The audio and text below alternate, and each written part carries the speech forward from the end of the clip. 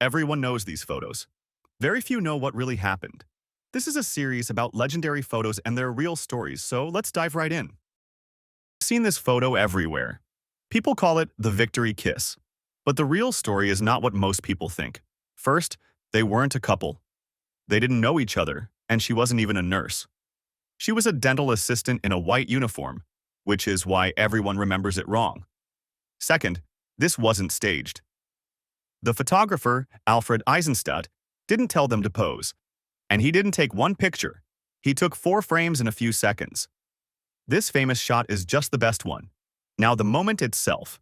Times Square, August 14th, 1945. The war with Japan is over. The streets are packed, people are going crazy. A sailor is basically running around and kissing women in the crowd. Not because it's romantic, but because the whole place turned into a street party. Here's a detail most people never hear. Some researchers use the sun and shadows in the photo to figure out the time. Around 5:51 p.m. And there's another twist. There's a second photo of the same kiss from another angle, taken by U.S. Navy photographer Victor Jorgensen. For decades, people called this photo romantic, but later the woman said it wasn't her choice. He grabbed her. That's why today, a lot of people see it differently. So this isn't a love story. It's a picture of chaos and relief, the exact second a city realized the war was finally over. The second photo looks like a horror movie, but it's actually a milestone. It's widely considered the first real underwater portrait, taken in 1899 in Bagnols-sur-Mer. The diver you're looking at is Emil Racoviță, and the guy behind the camera was Louis Boutan, one of the first people to seriously try underwater photography. Here's the problem in 1899. Underwater is dark, and cameras back then needed crazy long exposures, sometimes up to 30 minutes. So the first attempts were blurry, useless. So Boutan did something insane. He basically built an early underwater flash using an alcohol flame, oxygen, and magnesium powder to make a burst of light underwater. That's why this image is sharp enough that you can even read the sign. And that sign isn't random. It literally says photography sous-marine, underwater photography.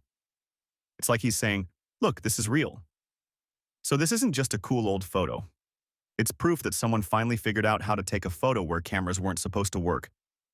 And it opened the door for everything from marine science to modern underwater film.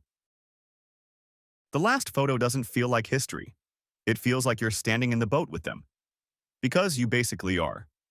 It was taken on June 6, 1944, D-Day, at Omaha Beach, around 7:40 a.m. on the Easy Red sector. Look at the angle.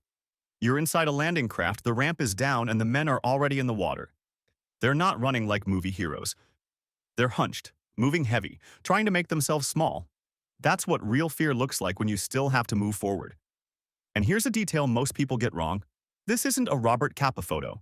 It was shot by Robert F. Sargent, a chief photographer's mate with the United States Coast Guard. That matters, because he wasn't on a safe hill with a long lens. He took this from the landing craft, in the same chaos, under the same fire, while men were getting cut down ahead of him. Your brain would tell you to duck, and he lifts the camera. The troops in the frame are 1st Infantry Division, Company E, 16th Infantry Regiment, wading in with full gear. And the worst part is what you don't see.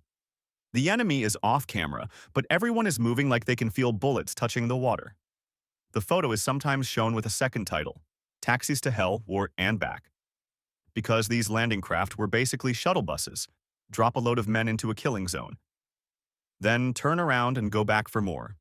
And yes, Sargent survived this.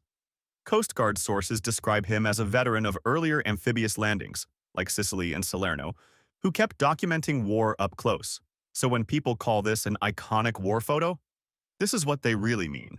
It's not glory. It's the exact second when your body says no, and you still step off the ramp anyway. Part 2 is coming. Follow so you don't miss it. Thanks for watching.